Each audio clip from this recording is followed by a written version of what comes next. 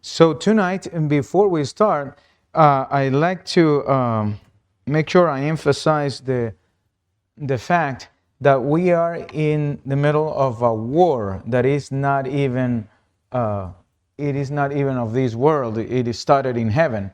The war is between good and evil, between God and his enemy, Satan.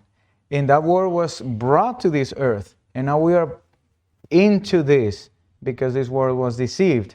So the war is against God, the war is against humanity, and the war is especially on the people of God. The devil hates everyone, but it's in a special way he hates the people of God, and he hates us because we have the message in our hearts. There's no other thing in us but the message that we have. So in the book of Revelation, and I like if some people could read it, in the book of Revelation, if you have a Bible, in chapter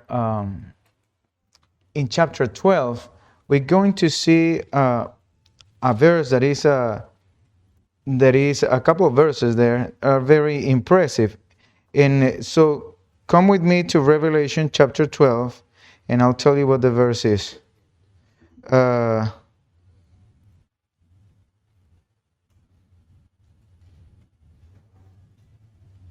Okay, so the verse is 15, 12, 15, and 16.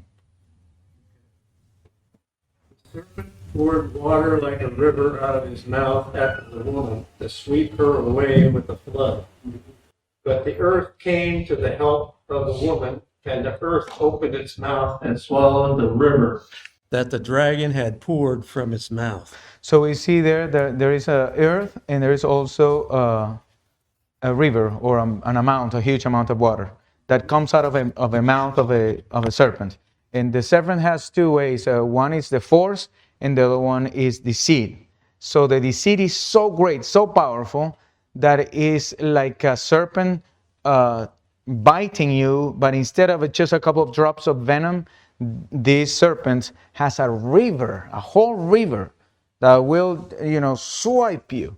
A whole river of lies. It says, and it's powerful. His power to lie is huge. His power to convince is huge. We should never, try to have a conversation with the devil. We will lose. Who is the water, and who is the earth?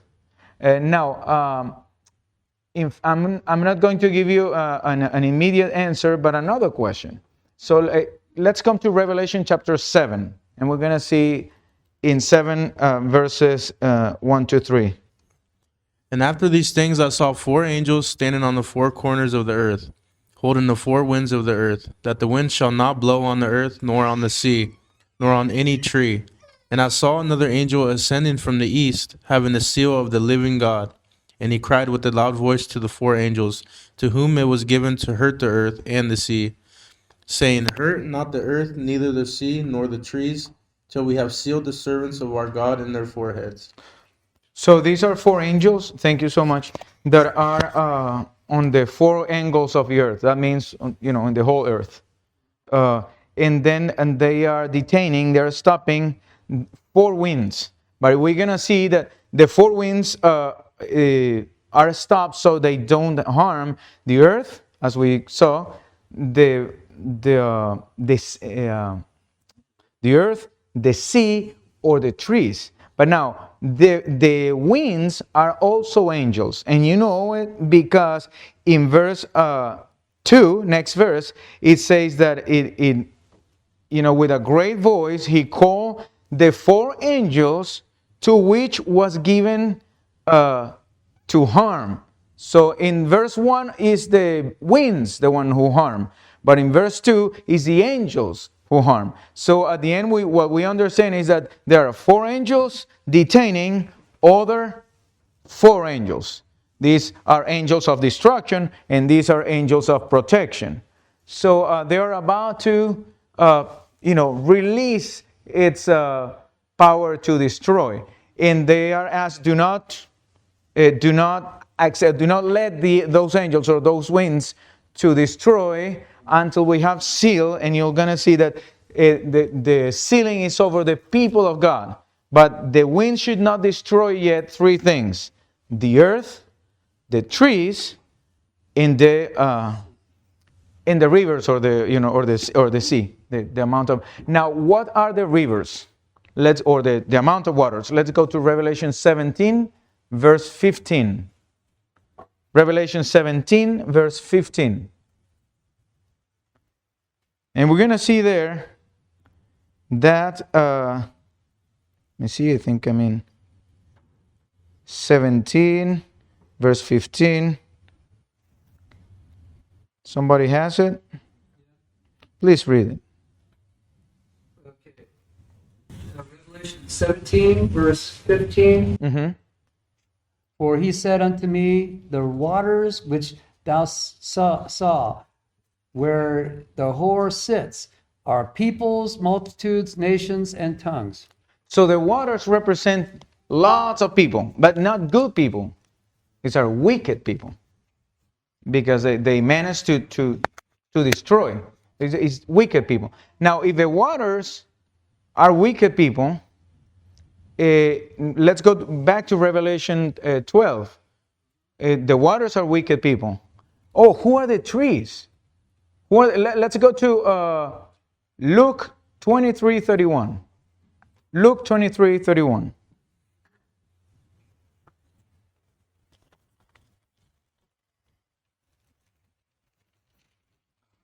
We will have to run after this, but I'll try to do as fast as. So Luke 23:31, right? 23:31. What does it say? Chapter 23, verse 31.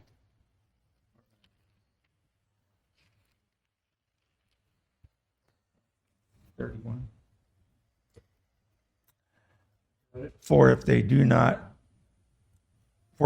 these things in a green tree, what shall be done in the dry? Mm-hmm. So this is Jesus saying, don't cry for me, women of Jerusalem, for if they do these things in the green tree, what will not do they in the dry tree? Who was the green tree? Jesus. Why is he compared to a green tree? Because in the book of Psalm, in chapter 1, there is a blessing for those who keep in the, under the wings of God, because there will be like, they will be like trees, like green trees that are close to the streams of waters. So the trees, the people are compared to trees. There are two types of trees. The green trees, those ones who are connected with God. And Jesus says that if we are not connected to Him, we're going to get dry and we're going to get burned. But if we are connected to Him, we get power, we get everything. So the trees are people. The waters are wicked people. The trees are good people. The waters are wicked people. Who is the earth? So the earth is the opposite of water. If the water is a lot of people, then the earth is, well, there is no much people. There is this a nation with so many people versus a nation with just a few. So I'm going to give you another interpretation of chapter 12 of Revelation, where it says that the woman, as we just read, released like a river from her mouth. So what does, and we know that dragon serpent is the devil. What does the devil releases out of his mouth? Yeah, waters. But what in reality, the devil, what comes out of the mouth of the devil? Lies. Just lies, confusion. So it is so many lies. But in those waters, he wants to destroy the woman. He wants to destroy the church of God. He wants to dupe, to deceive the church of God. But then something happens there, and it is that the earth absorbs that water. So who is the earth? So if the trees are the people of God, and the wicked are the many waters, who are the earth. So the wicked are for Satan.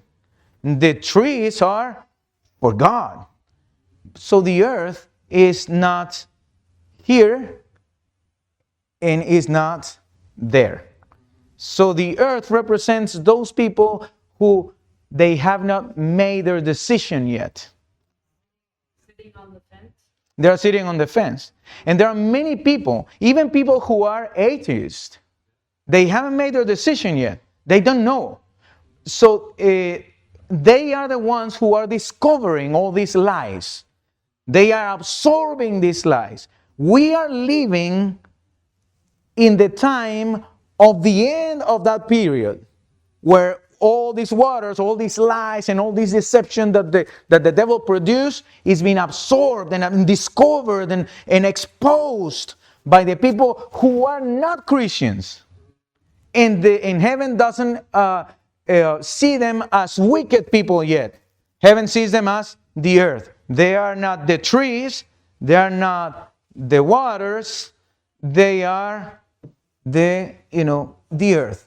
They're undecided. So, but it is they, at least that's what I have discovered during these years studying this, that it is they and not the Christians who are discovering all of this that I'm going to present to you tonight, part of it. It is them. It is the people who are not Christians who are discovering all of this and they are exposing all of this. But when they finish up discovering all of this and exposing and all the lies gets exposed, then comes another period, and it's a period of persecution. When the devil cannot falsify anything, when everything has been discovered, when the serpent has no more power of deception, then comes the dragon. And the dragon has not the power of deception only, but the power of, of enforcing things, of obliging, of making, of turning the twisting the arm.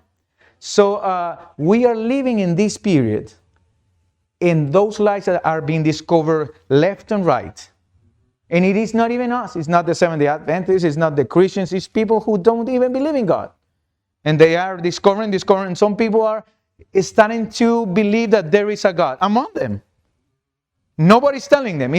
Because they're discovering all these lies, then they're discovering the serpent. And by discovering the serpent, they are discovering, oh yes, this is like very evilish.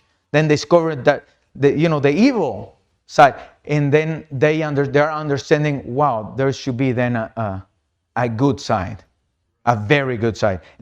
I tell you because I have heard their testimonies. Very important people, when I say important, very people who are very study people of letters. But now, the next verse in Revelation 12 is the verse 17. And the verse 17 says, and then the dragon enraged. And this is the ignition of the last event, is that rage of a dragon. And the dragon rages, but he has always used the military powers. He has always used the nations. He has always used the church, the false church. He has always used the false people inside the true church. Because inside the true church, there are true people and false people. Inside false churches or churches who they don't have still all the light, they are yet good people and bad people. Now we are all mixed. We are not, just pure and holy people. No, we are a mixture, and they are a mixture as well. But the time is coming when everyone will hear the trumpet. And when they hear the trumpet of the truth, some people will stand up for the truth because they are true people. They belong to God. And there are people who hear this voice and listen to them. I like it. This is better. And some people will compromise their eternity for their temporal situation, because it is not easy. It is very easy for me to say this here, but when I get they're gonna take my house, they're gonna take my wife, they're gonna take my children, they're gonna take my life, then I will have to be placed into, I have to take a decision. So there will be people who will take decisions for just the temporal things, but there will be people who will take decisions for the eternity. So let's get into tonight. I'm gonna talk to you a little bit about what is going on in the pharmaceutical business, which is also a part of Babylon. All of this is Babylon is encompassed everything. As I said, any ramification of knowledge, even theology. I mean, they're encompassing. We have to really filter because we are in a world that there is truth and lies, and that's why I tell you guys, you have to read and search this by yourselves. Because if I am wrong, I'm bringing you with me, and that is very dangerous. So trusting in a person, even if it's me, no. Let's not trust anybody. Let's find information, and let me tell you, when you try to find information, you will find truths and lies. So I have to ask God, help me open my eyes and protect me from being deceived myself. That's what I do. So in Revelation 17, 12, and 13, it says that the 10 horns that you saw are 10 kings who have received no kingdom yet. But when they receive kingdom, they're going to receive authority as kings with the beast, which is the political part of Babylon, or military part of Babylon. And they're going to receive it for 1 hour. If that hour is prophetic, that means 15 days. Imagine, so short.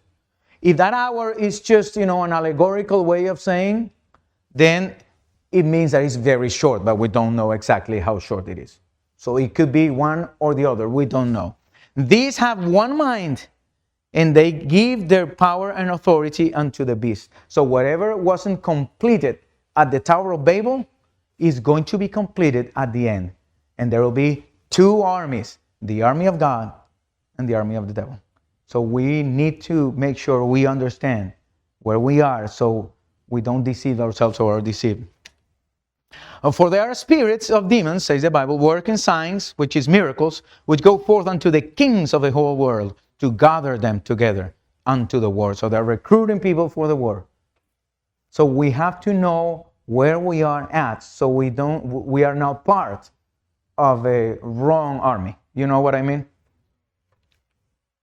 In the year 1844, this guy, Benjamin Disraeli, published his novel Coningsby, in which occurs this ominous passage: the world is governed by very different personages from what is imagined by those who are not behind these scenes. So we think that the world is governed by, here is Trump or Macron over there, or Meloni in Italy. There are different people behind the curtains that we don't even know. So let me tell you about this. This is Jennifer Doudna and Samuel Stenberg, and they published a book called A Crack in Creation. They talk about the CRISPR technology. Have you ever heard about CRISPR technology? Just one person here. Well, CRISPR technology is a technology that you can, let's see, I want to have a baby. So I tell them, hey, I want to have a baby, but I want him to be tall and black, but blue eyes. And, for sure. So they do the genes, and they produce. And my wife, or whatever wife is going to be, the surrogate mother, is going to have a baby with me, and we're going to have a black guy, basketball player, NBA, but with blue eyes. That is possible right now. And see, as long as the genetic code for a particular trait is known, scientists can use CRISPR to insert or edit or delete the associated gene in virtually any living plant's or animal's genome. That is already done. It's something that they have in hand. As long as the genetic code, I repeat it. The animal kingdom has been the first and so far the biggest proving ground for this new gene editing tool. For example, by inactivating a gene in the pig genome that responds to growth hormone, researchers have created micro pigs, swine no bigger than large cats, which can be sold as pets. Geneticists are even using CRISPR to transform Asian elephant DNA into something that looks more and more like woolly mammoth DNA, with the hope of someday resurrecting this extinct beast. Just for your information, the first thesis that I went through, because I went through a couple of theses and couldn't make them when I was in studying aquaculture and oceanography. So my thesis was in aquaculture. And my first thesis that I wanted to do is I wanted to have homosexual fish. And so you're going to think, what's that? Yes. The idea was to make females become into males. And why we wanted to do that? Because the males, they grow more. Because when the females are getting over the ovaries, the eggs, they decrease in size. They don't grow more. So you want male fish, so you can when you harvest, you can have more weight. So the way was, in the first 28 days of after the eclosion, after they come out of the little eggs, you make them eat alpha methyl testosterone that was placed into their diet. And then lo and behold, these little two fish, it was John and Mary, and they were growing together, and yes. But one day, John saw Mary like having some mustaches and growing bigger than him, and John, well, what's going on? It was the food that we were administering them. So imagine if you can do that, and this is I'm 52, I was 17. So it's been 30 years or something like that. Imagine what is now.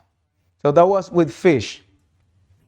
So the genetics have evolved impressively. So the issue is this: for the roughly 100,000 years of modern humans' existence, the Homo sapiens, we were supposedly called Homo sapiens, genome, the Homo sapiens genome, so the human genome, has been shaped by the twin forces of random mutation and natural selection. That is not true, but that's what they believe.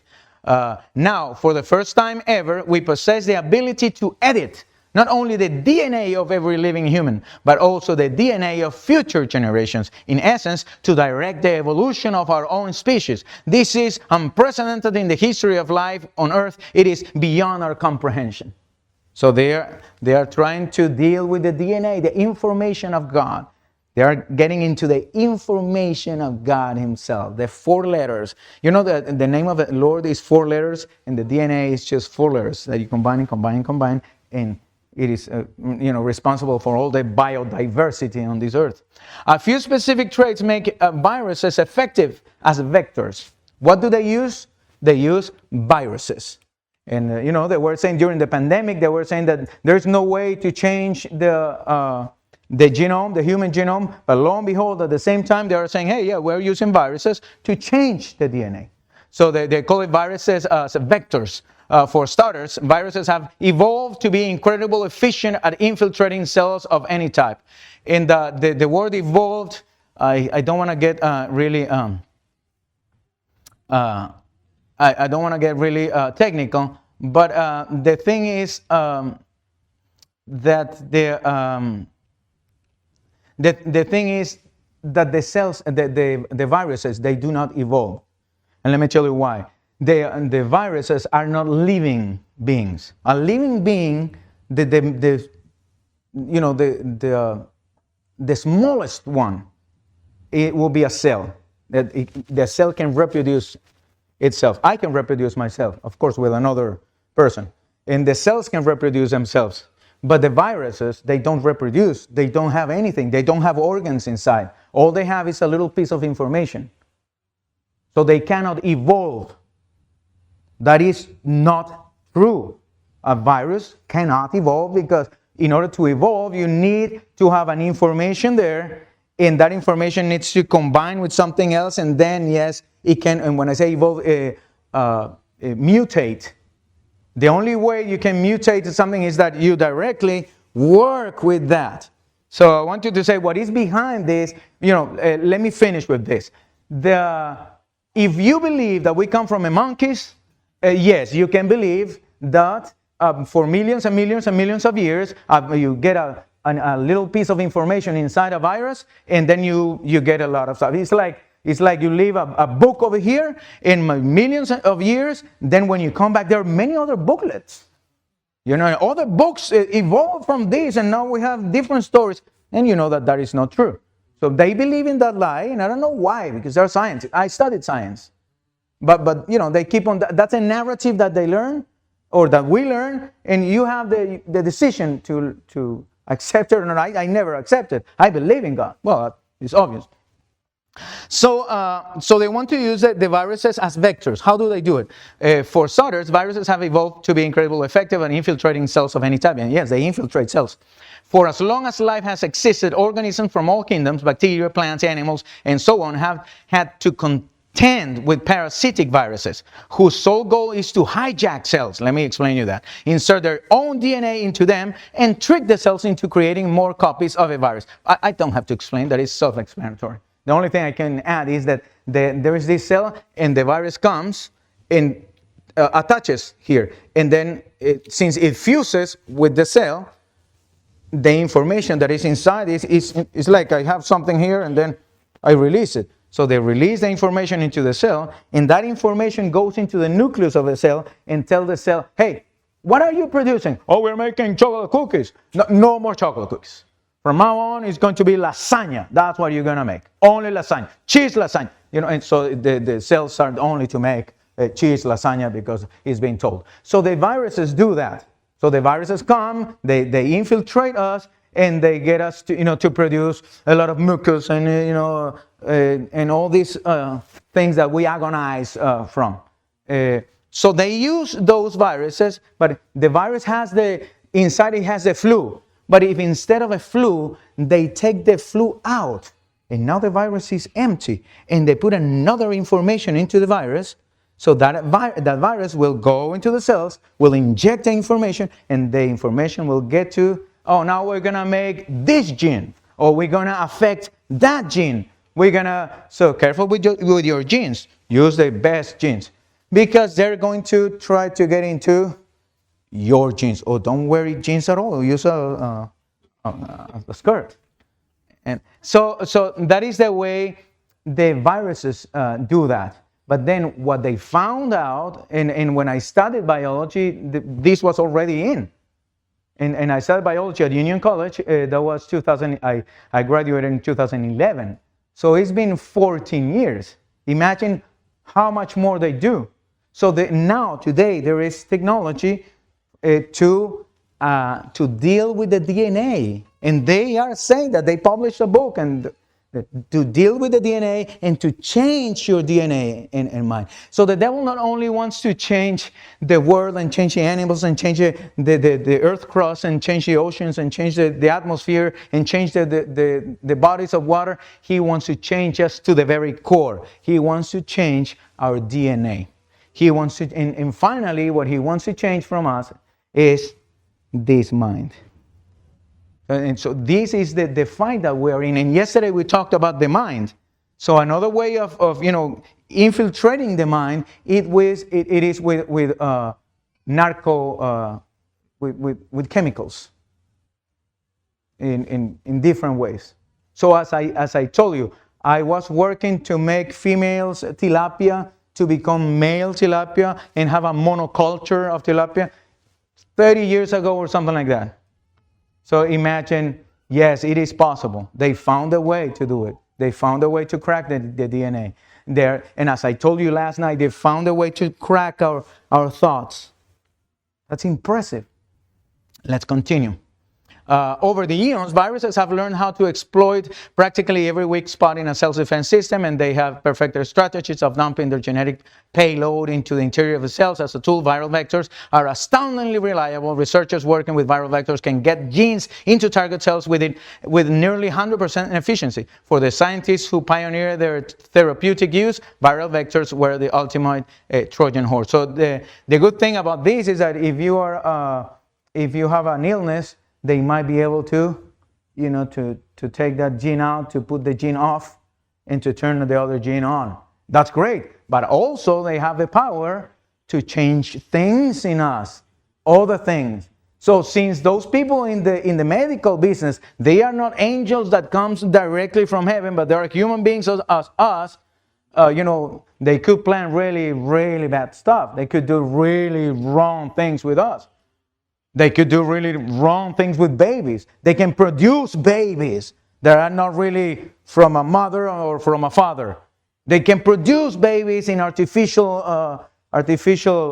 wombs. That technology exists already. So imagine we're living in this. That's why I think we are at the very end of the world. And I'm telling this to you not because we will be able to change it, but for us to open our eyes and see how close we are to the end. Because if a flood destroyed the whole world because there was a lot of violence and all of that, how come we haven't been destroyed yet? So maybe we're really close to the destruction. But before the destruction, God seals his people. And that's why we read these verses at the beginning. He will seal his own and he will protect it. He says, you will not get even close to the ones that I seal. Read Ezekiel chapter 9 and you'll see. So how they do it, here is the picture. Here is the virus. The virus gets into the cell and boom, is able to enter. So there's a mutated gene and then they change it. They just change it. So here's a virus and this is a cell that is a plasmatic membrane. There is a double change of phospholipids, and inside it has some water. So it gets there, it enters, and then it injects that little thing over there, and now you're no longer the same. You can be. It's like just go like for an email. Let's say Larry Bidner. But this is Larry Bidner 1. So it's not the same as Larry Bidner. Oh no, this is Larry Bidner at AOL.com, .au, Australia. It's not exactly the same. It's going to come to another. That is specific.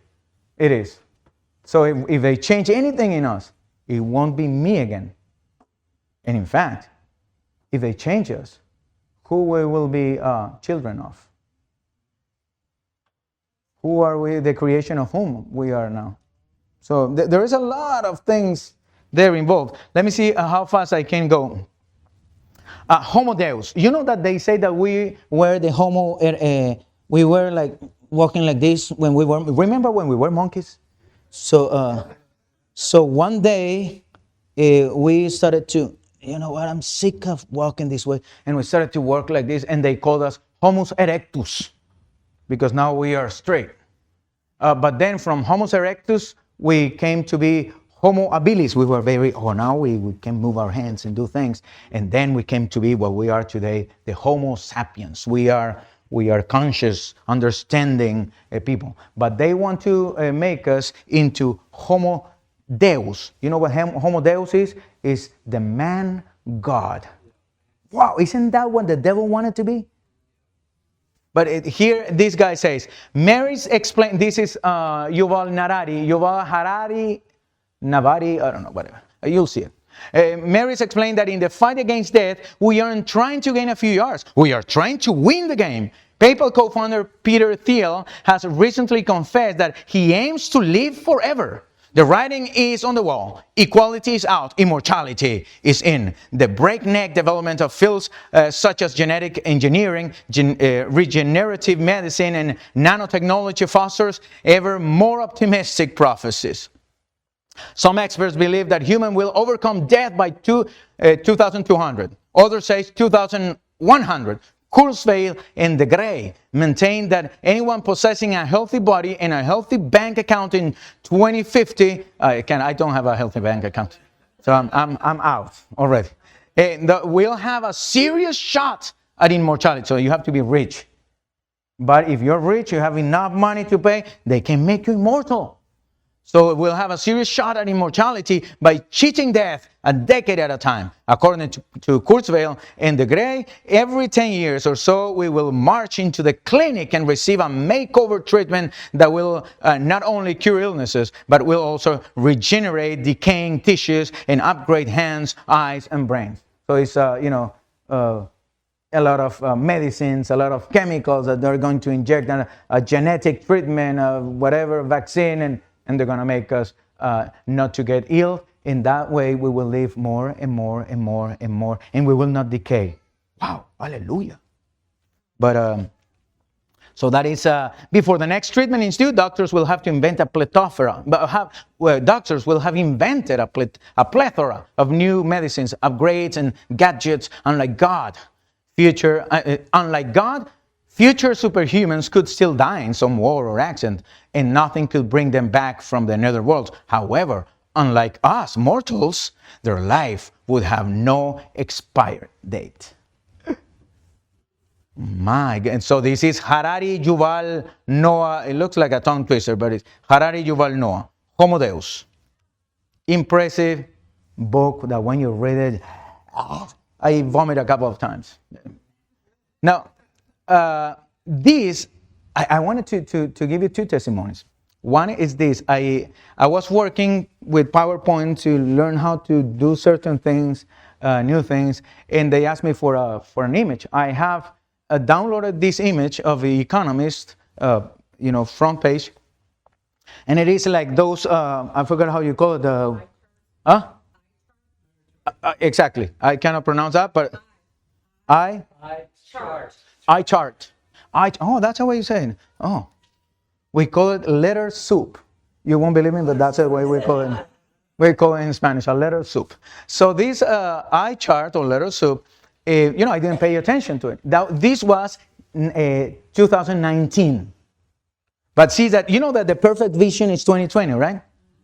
But in 2019, this magazine came. I took it, and 3 years later, in 2022, I believe, is when I saw it again into my, inside all my images that I download for the presentation, and I took this one. What was this about? And then I read it. When I read it, I found really interesting things that I think you're gonna find interesting as well, because this was published in 2019. 2019, there was no. Let's go. So the world in 2020, perfect vision, or the year 2020. So the first thing we find is Trump, whatever happened in that year. So Trump is at the head of it. But then we get Brexit. Brexit, remember? We went through Brexit. Well, not us, but then AI. We didn't have AI. Then Tokyo. Tokyo had a lot of problems during the Olympic Games, and I don't know what else I am, but it's interesting because they already, why Tokyo? Why not any other nation? But exactly, what's going to go into 2020. And then we find Mars, and then climate change. Wow. Mars also means war. Then recession. That I don't know if it's recession or recession mode, but recession. We're going through a recession. Then we got bond, and it's not 077 is the bonds at the bank.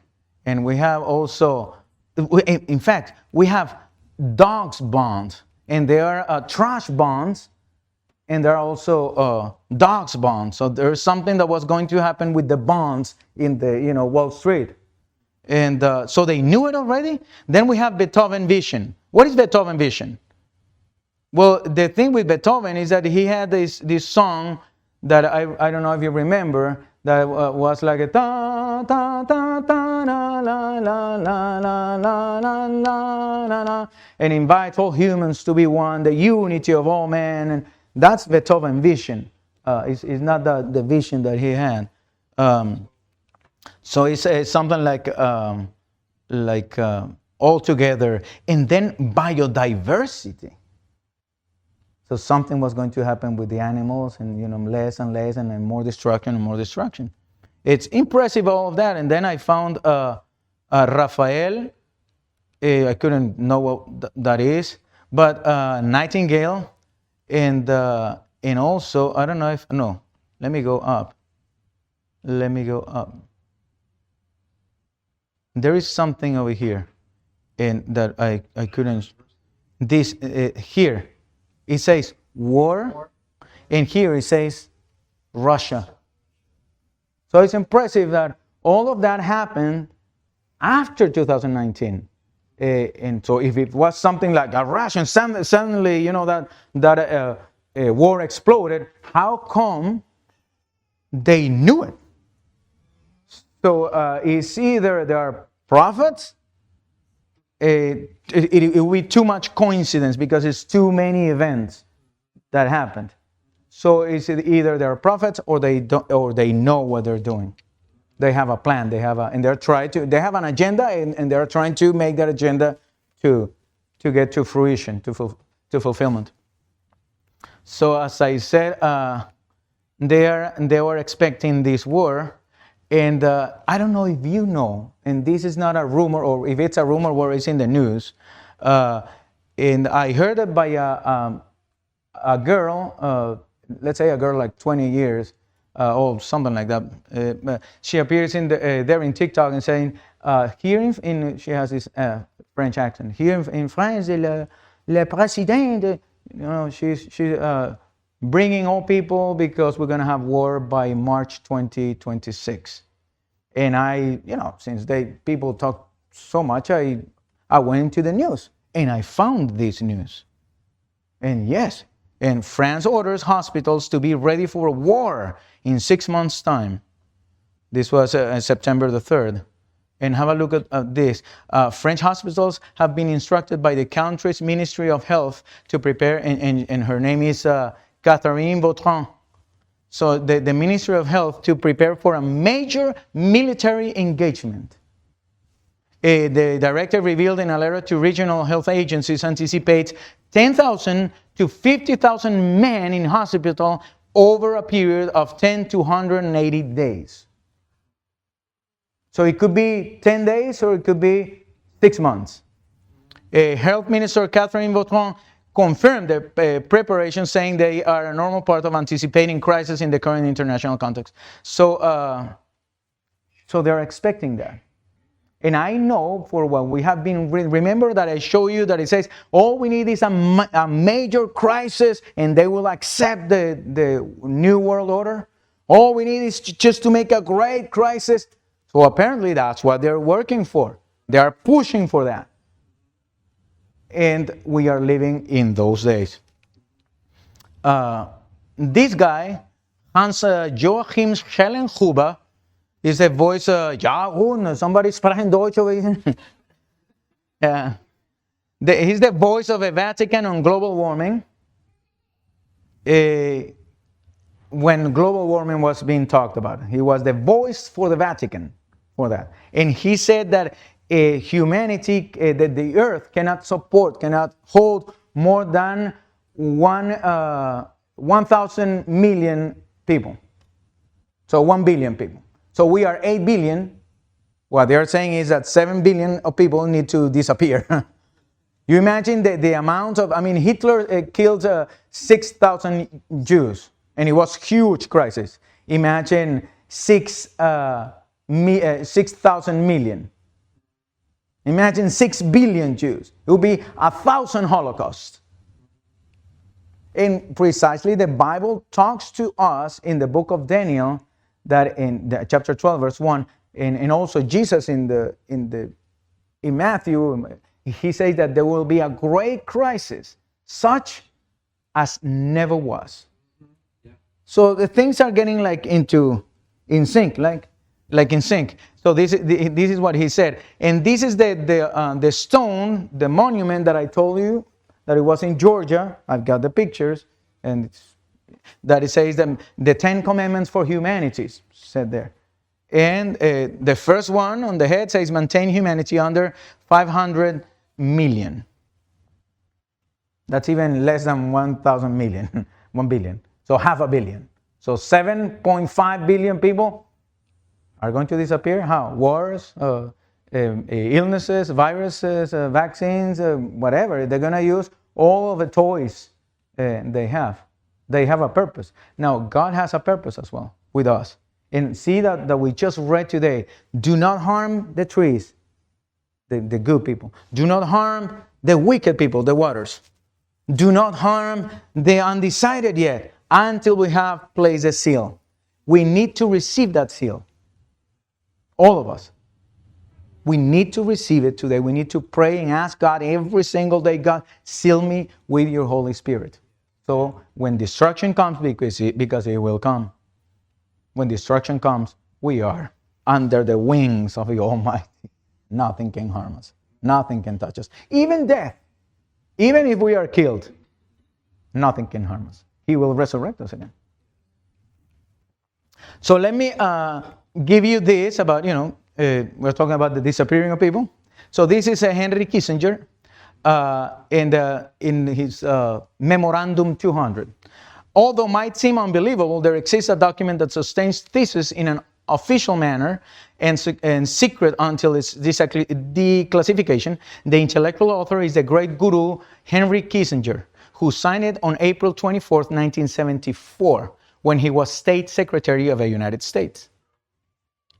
The inform was sent from the Department of State to two very significant destinataries, CIA and DOD, Department of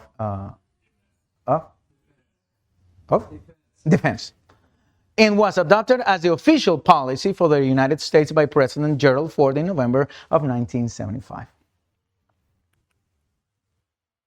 So he said, this is what the Memorandum 200 says. We are talking about Memorandum 200, titled National Security Study Memorandum 200, Implications of Worldwide Population Growth for U.S. Security and Overseas Interests. On the point 29th of the document, Kissinger recommends to intensify the population reduction program from year 1974 until year 2000 in some 500 million inhabitants. So it's true. And even some 3 billion toward year 2050. So in these 25 years that we have left, something is going to.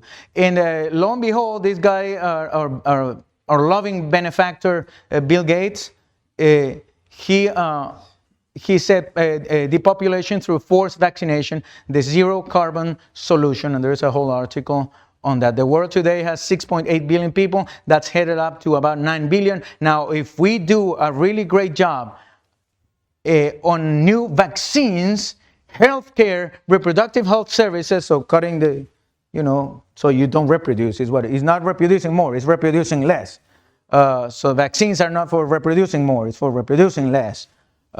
We lowered that by perhaps 10 or 15%. That's what he said. So when he brought in 2010, he said, suggested in a tech talk, I remember that, innovating to zero, that the climate change needed to be stopped. And in order to achieve this goal, it was necessary to reduce the population growth to zero. He said that this can be achieved in part with new vaccines. And now I'm going to tell you my story. Well, this is, I found out that papal vaccine campaigns offered punishments, rewards, 200 years ago. Even the papal were behind this. Here you see the beautiful Pope. And so when popes were king, they ordered all their subjects in the papal state to be vaccinated, using punishments and rewards to convince the hesitant. Here, Pope Pius VII threw the full weight of his temporal power behind a vaccination campaign. Just reading the red things. In 1822, by Pope Pius, Secretary of State Cardinal Ercole Consalvi described the new smallpox vaccine as a gift put in place by divine providence as a sign of God's paternal love to save his children. It's impressive, right? But the next noted that not everyone saw the vaccine as a gift, and it denounced appearances that a deep-rooted prejudice was stronger in some parents than the love of their offspring. So he accused them that you don't love your offspring if you don't vaccinate them. Refusing the vaccine was defined as reprehensible conduct, punishable by a loss of benefits. The Pope set up committees to oversee the vaccination campaign and tied to licensing of physicians to their willingness to vaccinate patients, the report said. I'm reading you in pieces what I showed you at the beginning.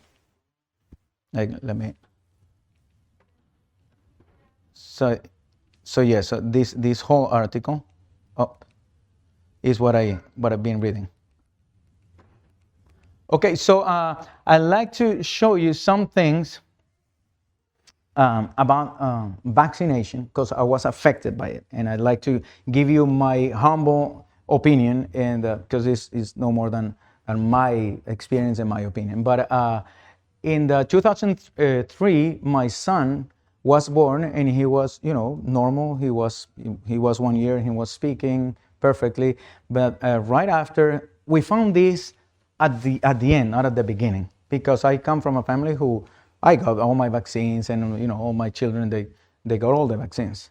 But when he was vaccinated, he stopped talking, and he wasn't talking anymore. And then he started talking with the second child.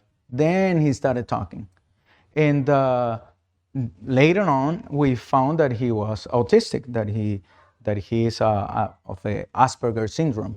They are very smart, but socially kind of. That's why you'll see that he doesn't see at your eyes. He's not a weirdo, but he's socially, like, he's not very very good at socializing. But then, years passed, the second and the third child, we were moving here, moving there. We didn't do the vaccines at a time, and especially those ones that are like many in one. Then they didn't get anything. But the last one, we were, living in Bering Springs, and the last one after the vaccination, right after the vaccination, he got this fever, like sudden. The mother was, giving him, feeding him, and suddenly he went so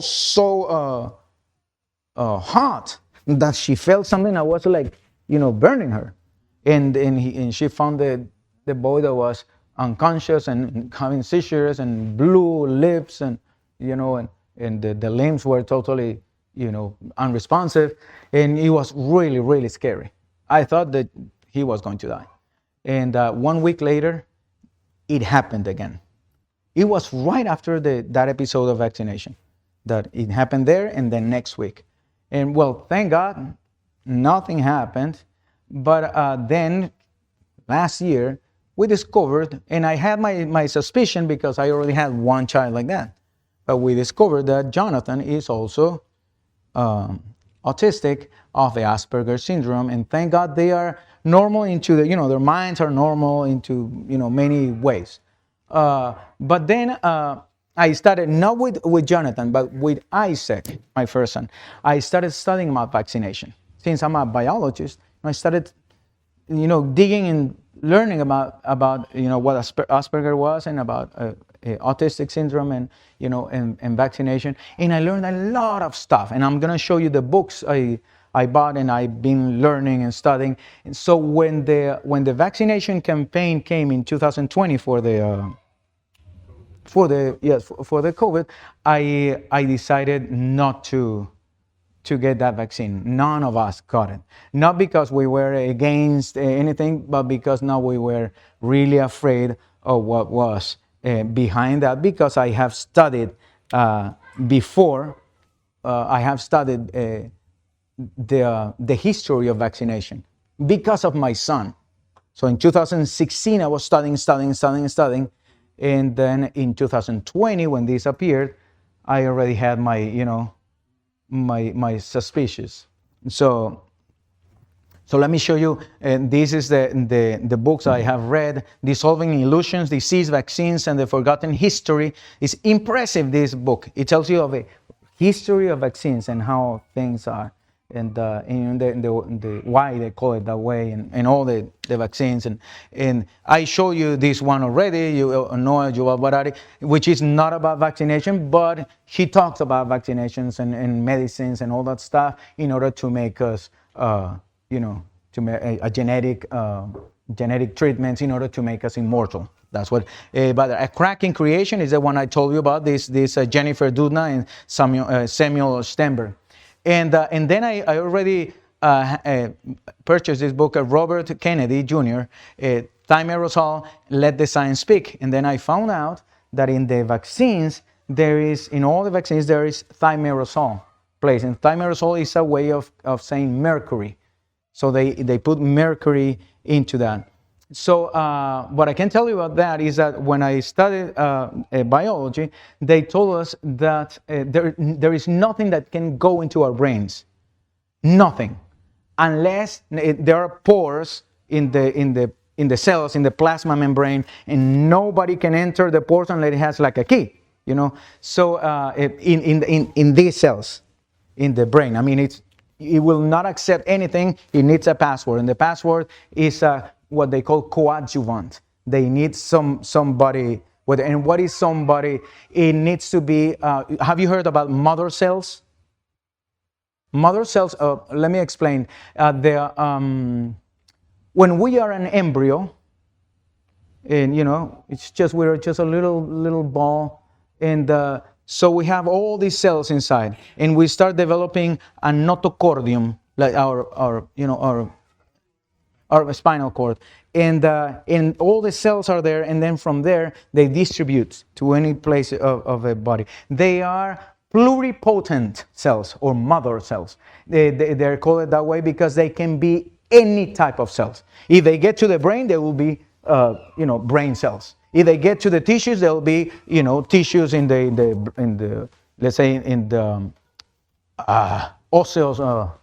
Anyways, there will be tissues either in your bones or in your body, whatever.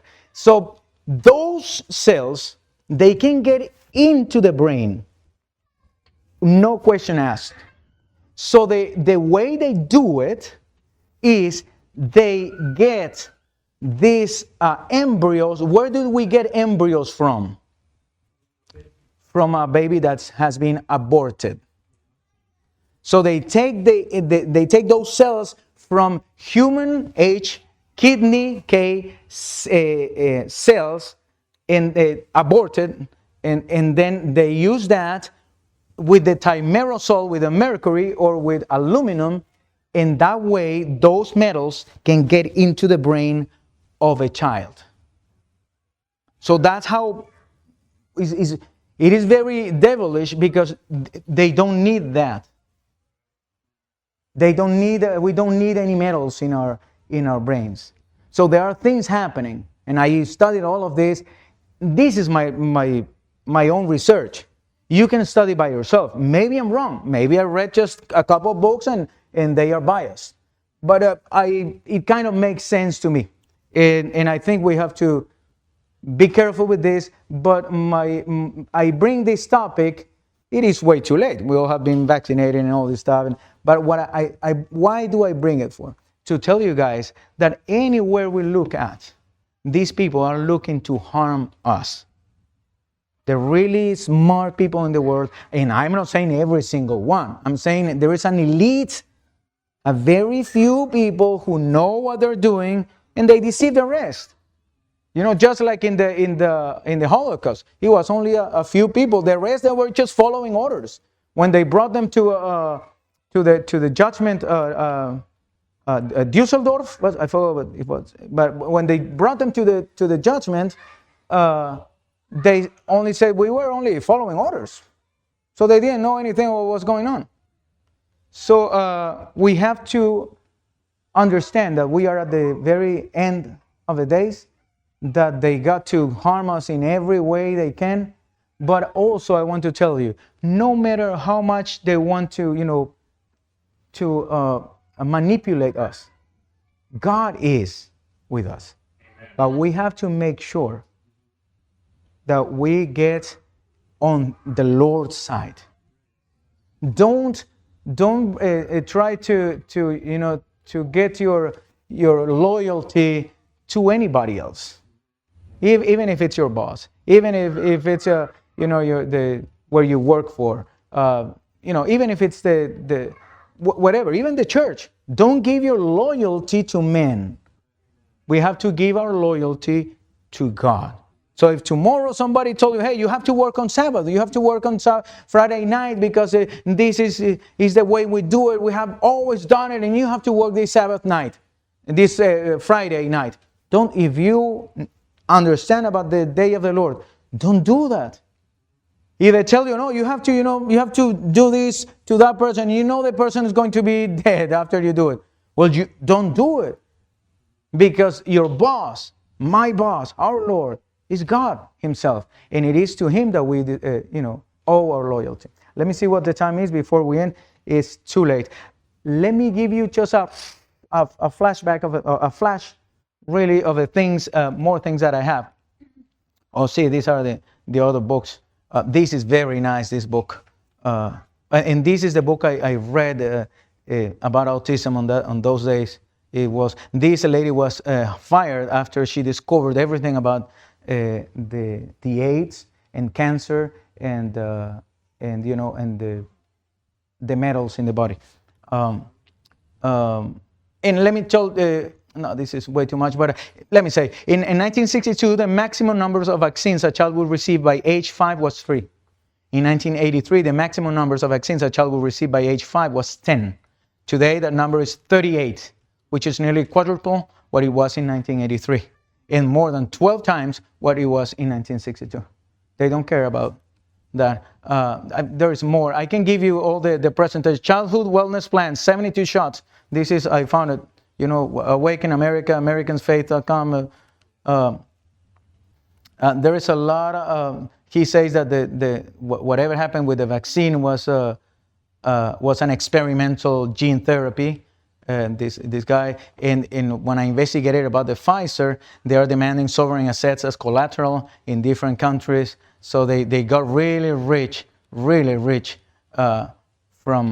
it. I mean, it was really it is a business. Pfizer has only 2 billion doses, first come, first served, but they were reach agreement with COVAX for advanced purchase of vaccine to help combat COVID-19. Before it came, they already had the supplies.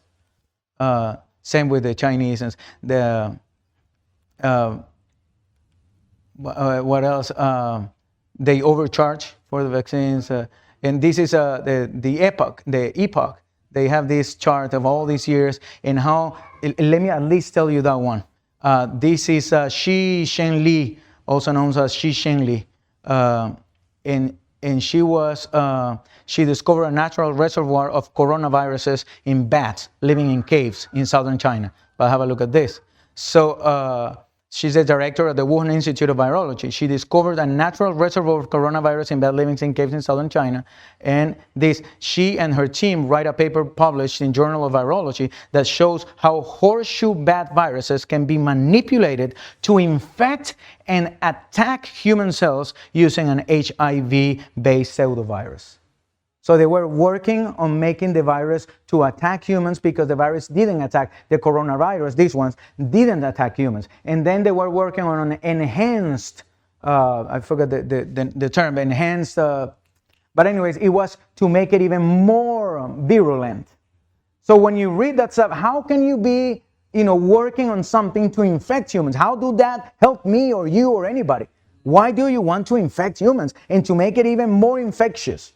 But that part I wanted to show you. And also that Bill Gates' best investment turned 10 billion into 200 billion worth of economy. He invested in the vaccines. and he invested 10 billions, and he got 200. So it's not the 100%. It's like 2,000%. So so he's not a benefactor.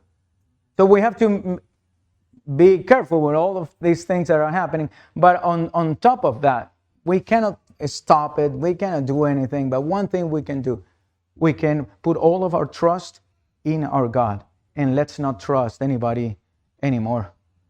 In such a way that yes, give me, I'm going to drink it, yes, I'm going to put it in my body, or yes, I'm going to go there, yes, I'm going to sign over here. I have voted twice in my life, and I think I lost my vote. I regret I did. I'm not saying that we should not vote, but I regret that, oh man, I voted for the wrong guy. And whatever happens, then I feel like, oh man, I did vote for this. But yes, she said that vaccinated people were becoming infected with COVID-19. So they were these guys. I wanted to show you that they were talking about the disease X. Thank God these guys are no more there. But they were calling for there's another virus that is coming, and it's X. They don't even know the.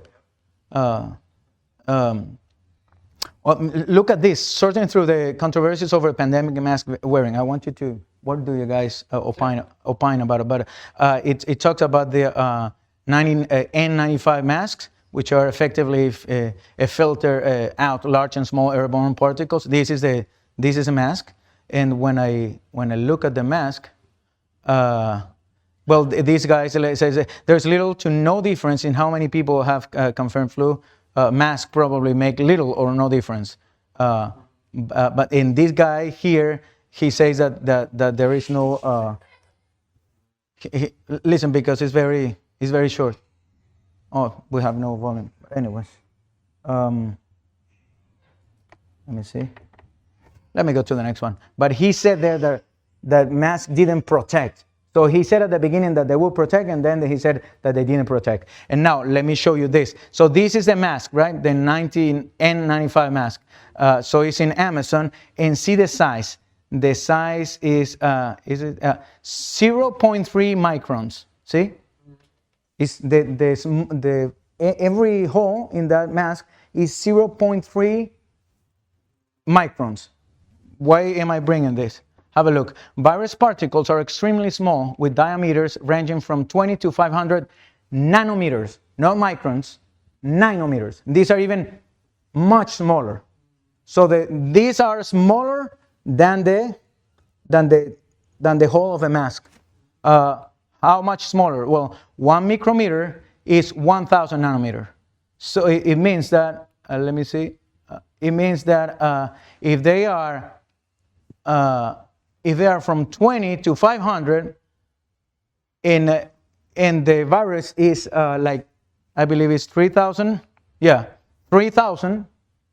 Imagine. So you can have like, I don't know, like maybe 100 virus per every hole of a mask. So the mask were not protecting or neither protect. In fact, you saw the lady that works in the virology thing, and you'll see that how they protect themselves. See how they protect themselves? And she's not carrying a mask, she's covering. So I feel that I was duped during all this time, but and I could give you much more. I mean, really, I could give you another 2 presentations on this. I got a lot of material, but it will be too much. But the topic is not really about vaccination, but about all the chemical world that we're living in. Because guys, even if we don't get vaccinated, or if we get vaccinated, if this is true or not, the reality is that they're doing really surreptitious things. They are putting chemicals into our food. And as I remember, you can affect people with the diet. So they're putting things into our food, into our water, into the air, into the ocean, everywhere. Well, this world is being poisoned. But the Bible says that at the very end, it says in Revelation chapter 11, verse 19, that the Lord will come and he will destroy those who are destroying the earth. This will come soon. And that makes me believe, okay, if this is happening and they have so much power to destroy us in so many ways, then yes, the Lord is very near to come. The Lord will come and they will not destroy this world. And they will not be able to destroy us, the people of God. We are going to be sealed. Do you want to be sealed? We have to pray and ask, God, seal me. Seal me. I want to be found loyal to the kingdom of God and not loyal to the kingdom of man. Let's stand up. Next week we're going to speak now about theological things. So get ready because next week will be more theological. I'm sorry for the long presentation tonight. Don't mean to be so long, but I hope it has at least opened your eyes to the things that are going on. Let's have a word of prayer. Our Father in heaven, we thank you for your love. We thank you for tonight. I know there is a lot of material here, and oh Lord, you know every heart. And I hope and I pray and I beg you, Lord, that the message here today that stays in the heart is of hope, even though there is so much destruction around us, that we may find a way to embrace you, embrace your plan, embrace your system, embrace your law, embrace your government, embrace your love and your mercy and your righteousness. Lord, help us to be loyal to you, whatever comes, or comes what may. We pray and we ask for your blessing. In the name of Jesus Christ, amen.